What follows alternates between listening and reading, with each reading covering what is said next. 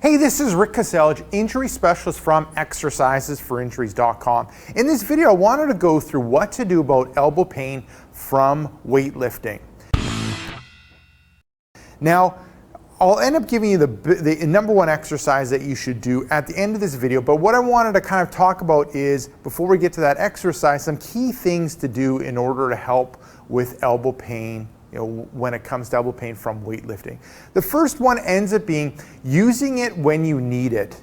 So meaning that using the elbows, looking at, look throughout your day and see if there are any times that you're unnecessarily using your elbows. And an example ends up being really good when it comes to the knee. So if you end up having knee pain, one thing you want to do is decrease unnecessary stress on the knee, meaning if you're standing unnecessarily, it's better for you to sit with your legs straight than to stand, because the standing puts unnecessary stress on the knee.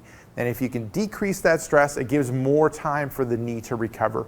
The elbow ends up being the same. Are you doing some unnecessary activities with the elbow or with elbow flexion that you can eliminate throughout the day in order to help with your elbow pain recovery? So that ends up being the first one. The second ends up being looking at how you're using the wrist. And I'll get Donnelly to demonstrate is, a lot of times people end up unnecessarily using that wrist, and we'll make sure that we can see it all there, is, let's say with rowing movements, they end up pulling with their wrist or curling with their wrist. And that unnecessarily curling with the wrist puts a lot of stress on the elbow and leads to elbow pain and elbow injury. What you want to make sure that you do is that you're using that mid-back area to pull, and you're almost like you're pulling from the elbow and using that back area to do the movement as opposed to the wrist. The wrist is in neutral. There's no flexion happening in that wrist to curling. It's all pulling from the elbow and using that mid-back, all those mid-back and back muscles to do the work. Perfect. So that ends up being a big one. And we can see it with the kettlebell row, but a lot of times you end up seeing it in pull-ups.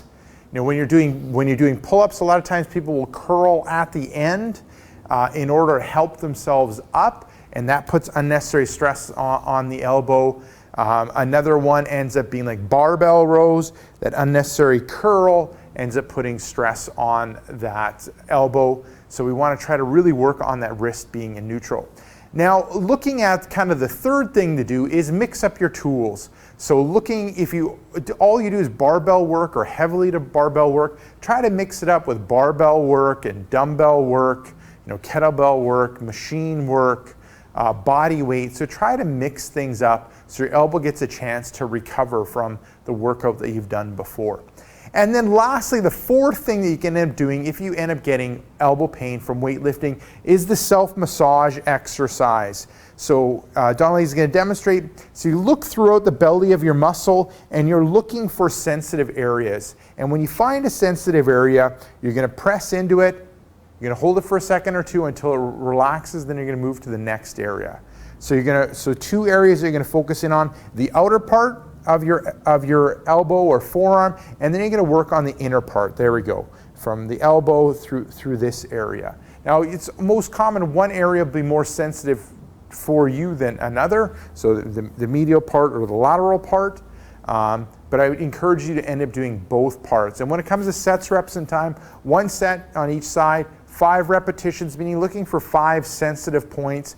And when you find those sensitive points, you're going to press into it for a couple seconds until it releases or relaxes. Now, when you press into it, you're just looking for it to be uncomfortable. You're not looking for screaming pain.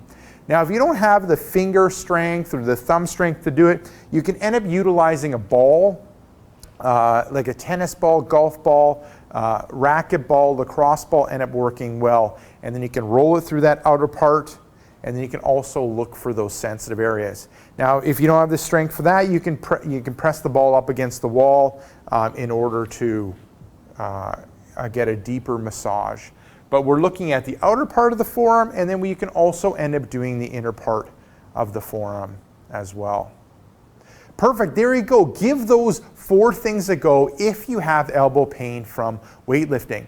Now, if you are looking for some of my other tricks when it relates to what to do about elbow pain, I recommend you click right here. I have a brand new free report called 5 Tricks That Fight Elbow Pain and Tightness. Just click right here. Let me know where to send that brand new free report and I'll send it to you right away.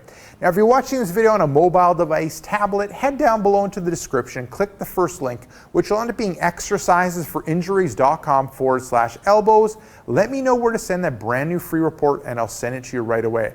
Now, if you got benefit from this video, make sure to like this video. If you have a question or comment for me, leave it down below in the comments section. And lastly, hit subscribe before you go so you get future pain relieving videos.